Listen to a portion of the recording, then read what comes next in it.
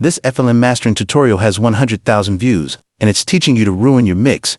This is the top result when you search for FLM mastering tutorials, and it's leading a lot of beginners to ruin their mix without realizing it. No disrespect to the creator, but this tutorial misses the mark on mastering in almost every way.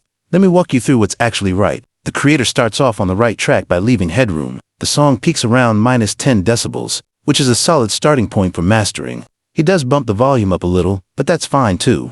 The real problem starts later. Here's where it goes wrong. He applied the sweep and cut EQ technique, which shouldn't be used in mastering because it's too destructive.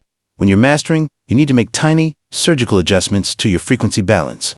Sweep and cut is a mixing technique. It's way too aggressive for the delicate work of mastering. This doesn't work well for mastering because you're shaping the whole mix, not just one instrument.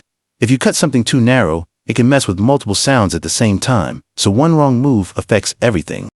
Even if you do use this technique on a master, the cut should be very subtle, max 1 to 2 decibels, but here, he's cutting way too aggressively, like 8 to 9 decibels, which is way more than mastering should ever need.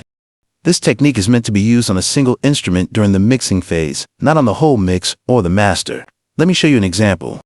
This sound had a harsh, irritating tone, so I reduced it using the sweep and cut EQ technique. Let's listen to it before the fix first.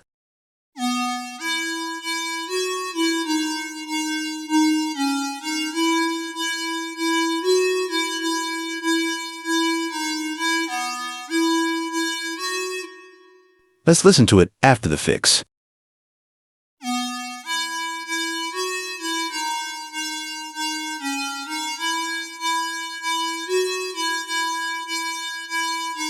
You can clearly hear the difference after the fix if you listen with headphones. The harsh frequency is reduced and it sounds a bit smoother. My recommendation, don't use this technique on the master.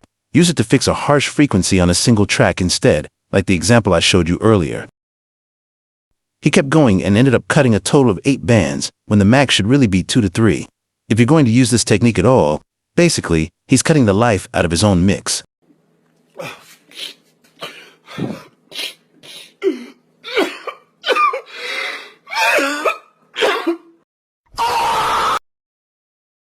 Then he uses a multi-band compressor purely to boost mids and highs. Wrong tool, wrong approach, unprofessional, and it'll sound unnatural in the final master. This is an EQ job, not a multi-band compressor job.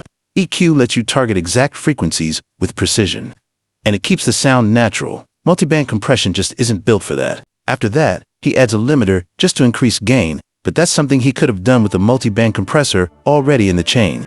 It's an unnecessary extra plugin. The master was already messed up from the start, so I won't go into much more detail on it. After that, he uses a distortion plugin in clip mode, actually a good move to add to your master if your mix is sitting too quiet. Here's my take. Go with clip mode when you simply need more loudness. If you want warmth or saturation in the master, tube mode is the better choice.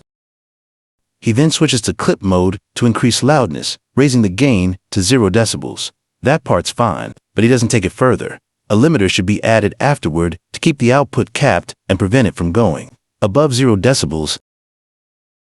The final plugin should always be a limiter, since it prevents peaks and stops clipping. Either way, his mix was already messed up from the start, so my advice is to skip this tutorial altogether. Following it will only leave your master sounding lifeless. Keep in mind this video is around 3 years old, so it's totally possible he's learned and improved a lot since then. We all make mistakes early on, and I genuinely hope he's refined his mastering approach by now. That's just part of growing as a producer, to actually learn mastering the right way.